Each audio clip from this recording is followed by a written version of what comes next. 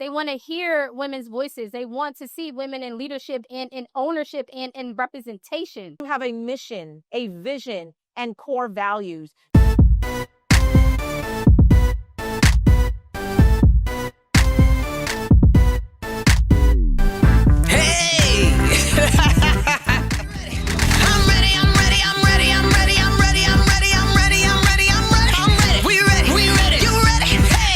I want to bring up my very first guest, who is one of my favorite girlies in the industry. Her name is Ashaala Shanae, and she has been in entertainment and entrepreneurship for over 20 years. And we met at a business mastermind. We building big brands. We're building legacies, and we're building our own companies. And she is a woman who I admire. And thank you so much for always saying yes and pouring into me the moments that you're able to, and sponsoring today one of our Power Circle sponsors here at Vocal Wall Street. She is the CEO of Vocal Wall Street and also a celebrity vocal health coach. So without further ado, let's welcome Ashaala onto the show. Hey, girl. Hey, thank you so much again for being here. Thank you for having me. Yes. So one of the things that I love about Ashaala is her heart. Oh, thank you. She has a good heart, y'all. And when you find somebody with a good heart, you just keep them close. We all need goodness in our life. And also what I love about her is that she loves the Lord. So I want to ask you a couple of questions while you're here.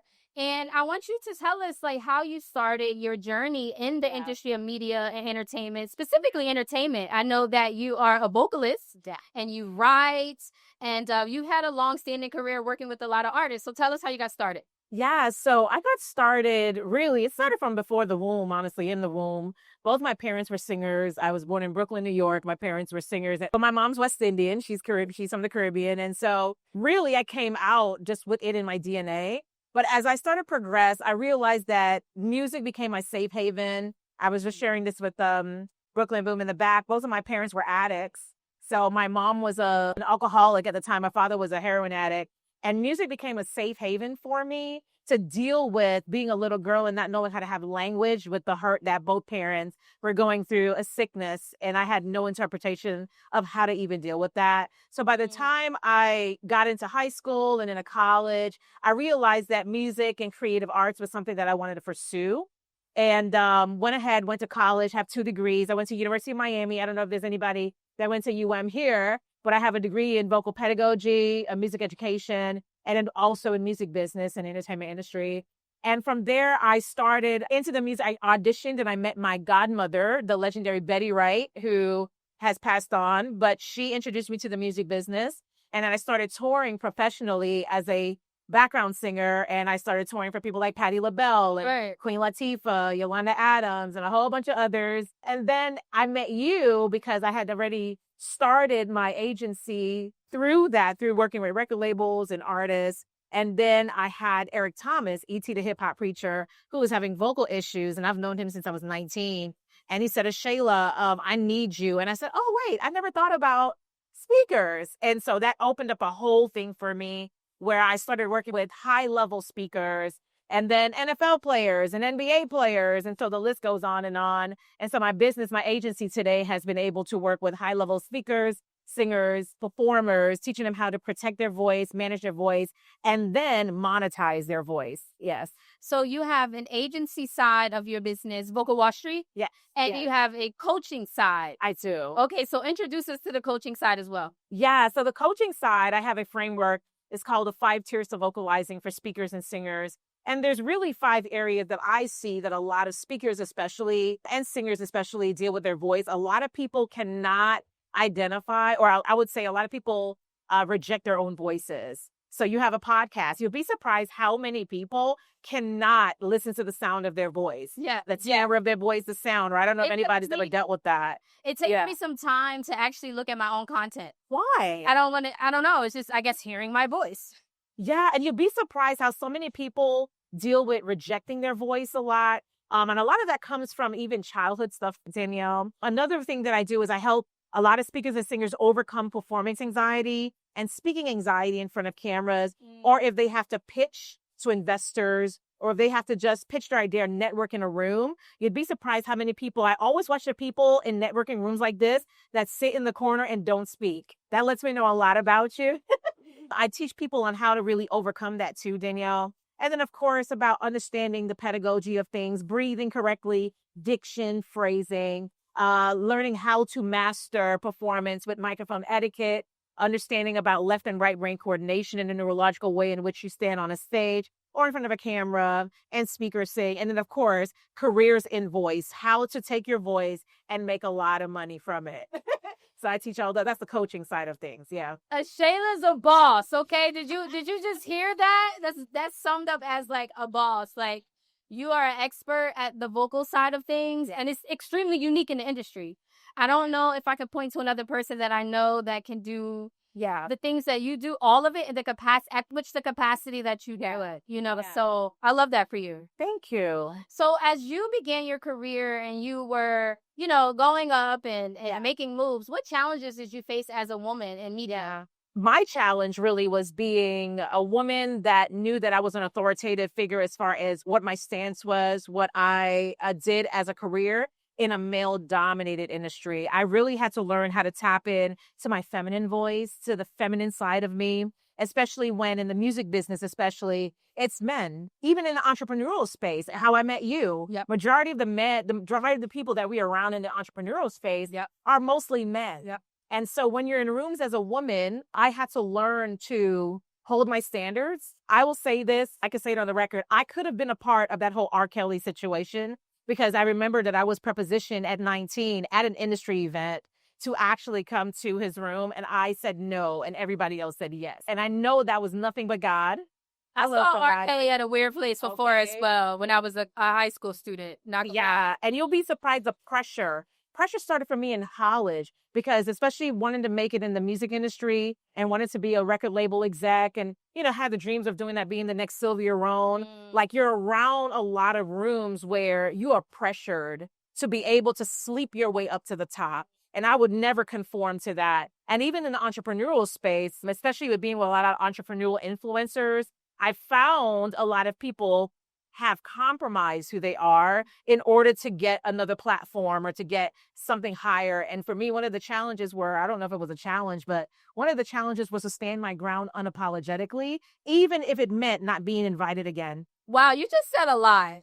Yeah. So when you were telling your story, it made me think about the mission of Women in Media Global and why I started this organization. And so a lot of people here in our audience tonight here at the American Black Film Festival, it's their first time meeting our organization. And we got started in 2012 as a response to the discrimination, the misrepresentation, and the mistreatment of women in the industry. Yeah. And I began to do my own research. And I began to collect stories of women like you who were working in the industry. I had just graduated from Spelman College. I moved back home to Philadelphia. And I went to a film screening about Philadelphia's art scene. And there was only one woman represented in that film.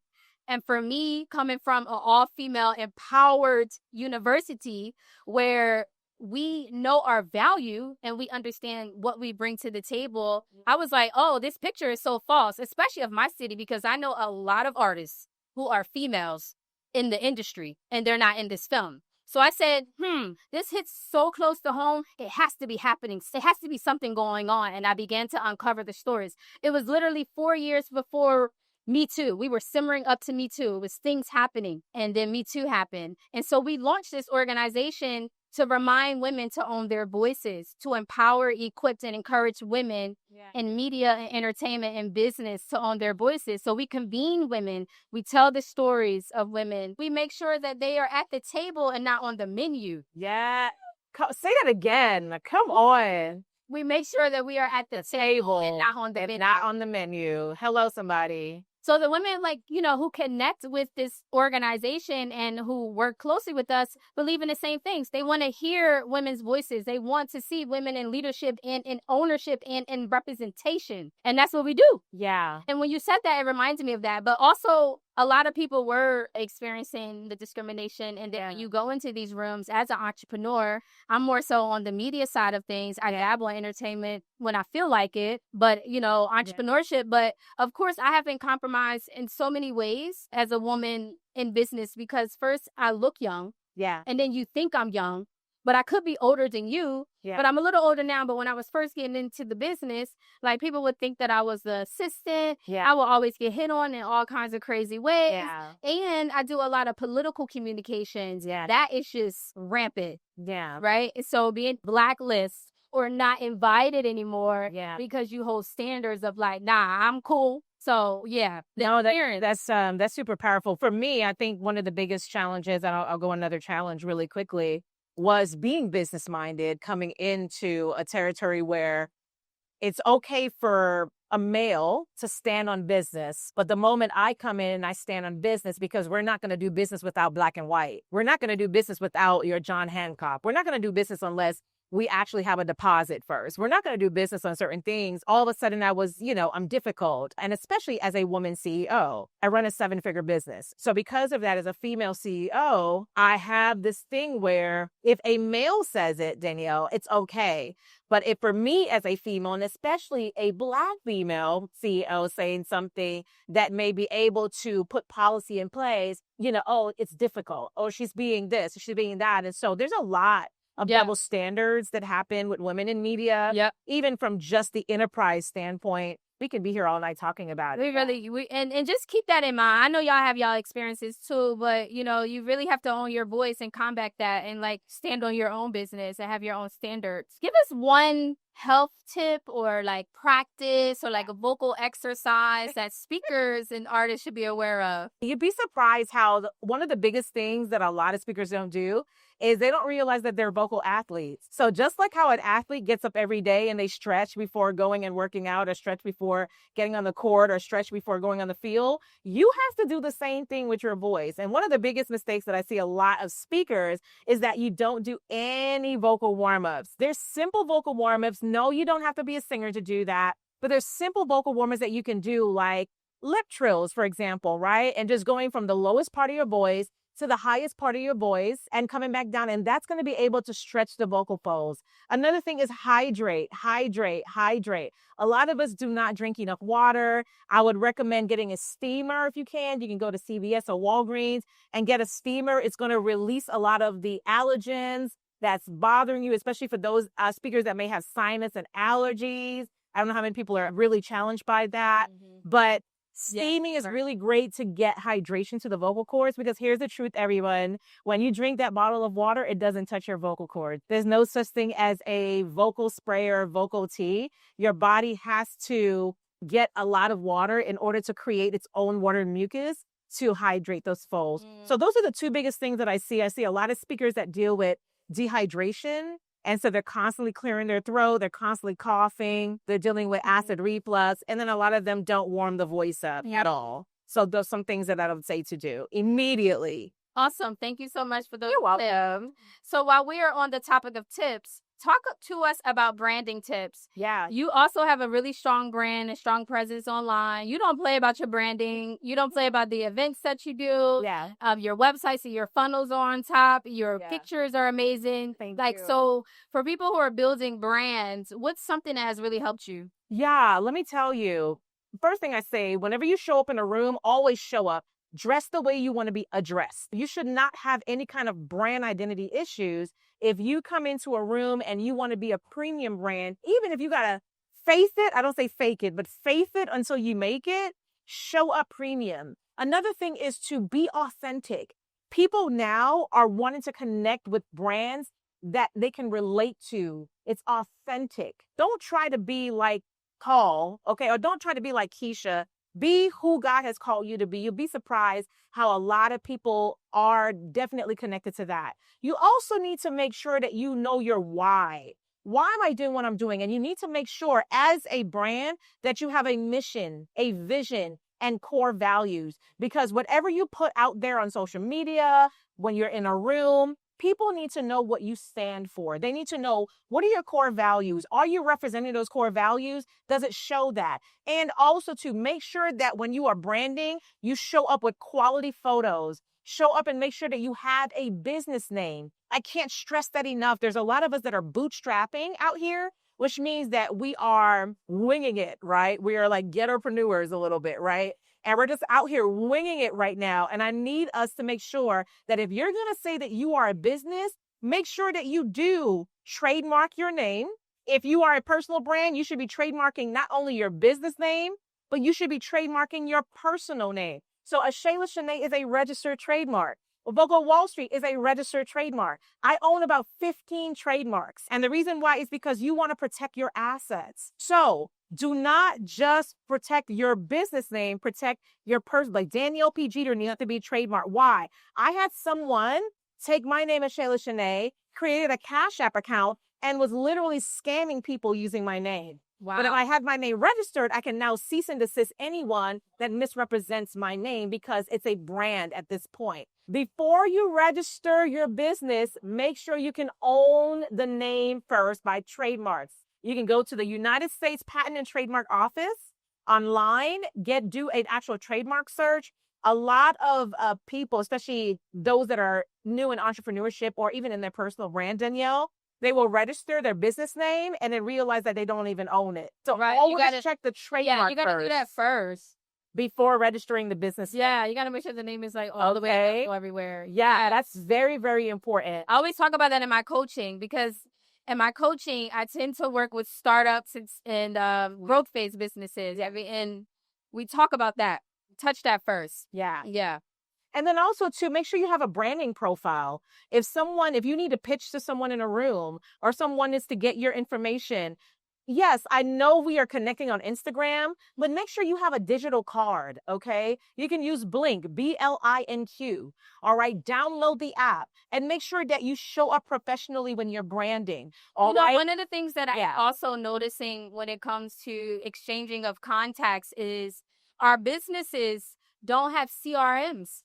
They don't. They're not communicating with their audience off of social, right? So having an email list, having a text message community, having your contacts in a system that you own, that's very important. You gotta take that so important off of social channels because we have seen over time we don't own the social channels, and so TikTok went down before, Instagram went down before. And think about the times before there was a social media. Yeah, absolutely. CRMs. And if anybody doesn't know what a CRM means, it means customer relationship management tool. So there's a few of them out there. You have HubSpot. I use Go High Level, which is amazing. You have Salesforce. You have a few Monday.com. Mm-hmm. But the reason why you want to do that is because you want to make sure that you can collect a database of all your network because your network is your net worth. Okay. And then you want to say, what is the easiest way that I can be able to reach my audience without me having to manually do everything? Exactly. So it allows you to put automations involved. It allows you so all the repetitive tasks that you don't have the time to do, CRMs allow you now to do that, and you don't waste so much time. The whole thing is how do I build a brand that is not hustle culture, but how do I build a brand that is rest-based? And let me just say this, I started my business with $500, and through its attempted, I scaled it to a 7-figure business, but it wasn't easy, okay? I made a lot of mistakes. I made a lot of money. I lost a lot of money. I had to really learn how to go back and say, if I had a me 20 years ago, what would I tell myself? And that's the reason why I even created that framework, the 7 S's to scaling for creative entrepreneurs, because I realized that I was wasting time and money. And it's one thing to say that you have made 7 figures, but do you have 7 figures? That's a whole different thing. Yes. And even 6, you don't have to be 7, right? Even 6 figures, right? Making it and having it are 2 different things. So let's shift gears a little bit. Yeah. We have to talk about some of the things that happen. We're going to continue the conversation about what's happening in the industry and some of the power dynamics and the challenges, especially with movements like Me Too. Yeah. And anything related. So what systematic changes do you believe still needs to happen and urgently? Yeah. It's in regards to like the power dynamics between the male and the female. We really want to get into it. I think one of the biggest power dynamics, and I talked about it before, is for me as a coach and a mentor, especially for women entrepreneurs and women speakers, my biggest thing is making sure that you show up in the room, even when it comes to negotiating your contracts correctly, when it comes to making sure your brand is on point, when it comes to making sure that when you step in, you stand 10 toes down on business. Because lots of times people think that because you are a woman that you don't know things. And I think one of the biggest power dynamics is standing on what you do know. Believe it or not, entrepreneurship for women, even in media, is up 400%. We're the ones getting the degrees. We're the ones that are starting businesses, right? And so it really baffles me that we still don't get quality pay. We still don't, or we come off as being too independent because we start businesses, or we don't want children, we don't want families. I mean, you have a lot of different things that come into play with that. And your job starts to be compromised because you want to have children. Exactly. Because you want to get married and you want to also work. Yeah. So now it's that double standard there. Yeah. Of like, oh, she about to have a baby. Yeah. Or she's a mom. Yeah. But we have to be flexible, Yeah. at the same time and understand that. Because, I mean, these are two different people. Yeah. I've received that even as a single woman, right? I don't know how many single women in here, but as a single woman, honestly, Danielle, can I just tell you this when it comes to power dynamics and meeting men in the same spaces, I never tell them what I do. I don't even tell them anything. Are you talking about when you meet men on a personal side?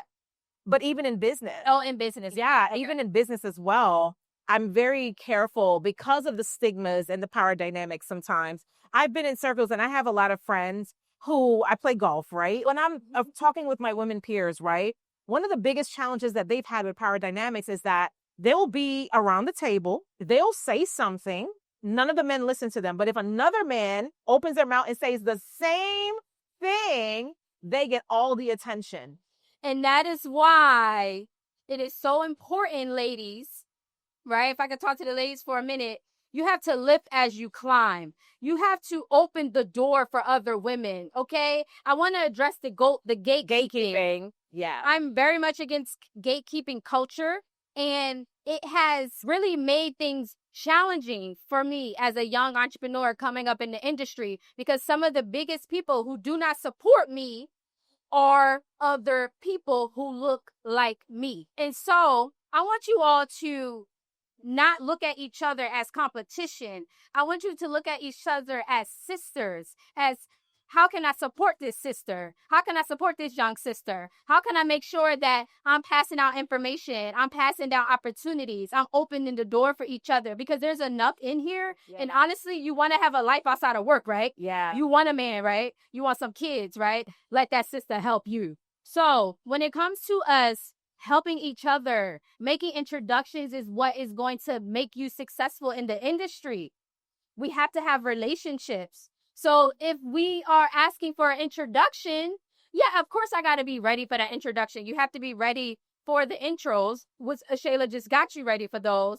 But make sure that you don't just hold it off because this is like, oh, this is my contact. One of the things that I bring to the industry as a publicist as well on the other side of the story is I'm a friendly publicist. I help publicists. I collaborate with them. I share media contacts. I really don't care. My relationships are my relationships. And if I can help you and you can take these relationships and these contacts and make them your own, sis, go for it. I already know them. You go introduce yourself. That's the energy that I want to remind us as we go into the rest of this year, as we go into next year. We all we got. Seriously. Yeah. Can I just address really the gatekeeping aspect of it? And if I can get the attention of every woman in here, let me tell you, I'm a girl's girl. I love collaborating with women. Listen, let's get this bag together. And one of the things I think I see it shifting. I see a lot, and I'm not talking women empowerment. You know, the women empowerment stuff, and you got the mean girls. No. We're not talking about the mean girl stuff. I don't think they're here. No, I don't think they're in the room, right? There's two things that's happening right now, Danielle, if I could just talk in transparency. There's an authentic group of women that are coming together to help with nothing. They're not looking for anything in return. And then number two, there's a rise of kingdom entrepreneurs as well. People that are coming back to integrity. They're coming back and they're not ashamed to talk about their faith. I see that rising, and especially with women as well, but there's a lot of men that are coming back to that. It's in the music. It's everywhere. Brooklyn do his thing. It's everywhere at this point, and I love it. And another thing that I'm seeing, there are men that are now trying to protect us, especially in the media, right? And especially in the industry. There's a few good men out there that are protecting us in business and in media. There We're going to say, men, thank you for that. We appreciate you for that because we need you. I definitely want to, as there are gatekeepers, for me, I'm very big on helping women entrepreneurs, and especially those in the music and entertainment world, really learn how to find their voice, how to be able to elevate their voice, but how to compromise. We have to. That's so important. Some of my biggest mentors were men in the industry. And so shout outs to the real men who support women in media. And they're here tonight. So we have a segment on the show that we ask all of our guests. You already been on the show. Ashaala has been on the show. So if you have not seen her episode, you definitely want to make sure you check it out on YouTube and Spotify, wherever you listen to your podcast. You are the WIM Speaks Show, WINSC show. And it's called Wise Words Learned from Women. So what piece of advice that you have gotten from a woman, and who was she? So the last time I talked about my grandmother, she's an island woman from the Virgin Islands. And so she would say, when you don't have mommy, suck granny, right? That's something that was there, which means that there's always going to be resources out there and resourcefulness out there. And so if you don't have one thing, man, listen, don't stop. There's always going to be something else, right? Another resource. But there was a woman that said to me something recently, a few years ago. She said, there's two things I've learned in my life. No one owes you anything, and don't create a story. No one owes you anything. You owe it to yourself to show up. You owe it to yourself to be disciplined. You owe it to yourself to lose that weight. You owe it to yourself to write that book. You owe it to yourself to start that business. You owe it to yourself to make sure that when you leave this room, 5 people know who you are. You owe it to yourself, and don't create a story, all right? Because what you may think is the truth may be a reality is somebody else's truth. It may not be that. So, for example, if I see Jeter walking down the street, and I'm like, hey, Jeter, and Danielle passes me straight, I start to instantly create a story that she just curved me. I instantly create a story like, I know she just tried me. But the truth is, Danielle just got the toughest news that somebody in her family just passed. She didn't see me because she's literally grieving. You understand what I'm saying? So I created a narrative based on maybe my own insecurities or maybe my negative thinking that she curved me. But the truth of the matter is, she didn't even see me. Wow. So don't create a story. Yeah. I sit with myself a lot, and I make sure that's something that I have grown through and that I work through. And I like to do a lot of self-reflection and introspection. I sum it up as not taking things personally. Yeah. Right. And that's one of the 4 agreements. Yes. I don't take anything personal. I don't take things personally. And I recite that to myself over and over because you will create stories. So let me say this. It will save a lot of relationships. No. And so what I need you all to do is go back and spin the block for some of you. Spin the block, meaning the story you created that you thought that they rejected you, or they didn't get your business plan, or they didn't see your, or they just ignored your text message. What if they didn't? What if the text message didn't go through? What if the email went to spam, right? Don't create the story. Go spin the block in your Rolodex. Those people that you proposed something to in business, but you didn't hear back from, don't create a story. Go back and spin the block. And that goes for our personal relationships as well. Absolutely. Yeah. So as we wrap things up, what is one last word you want to say to our listening audience, or even our audience who's going to listen and watch later on the show? Yeah, listen, if I can just tell to anybody in here, I want you to know that you are enough. Literally, when you woke up, you were born with purpose. And I was just sharing this. We all are born with purpose, but are we living with purpose, in purpose, on purpose? If you get up every day, you can't answer that, then my goal and I want to implore you to find out, how am I living with the purpose that I have?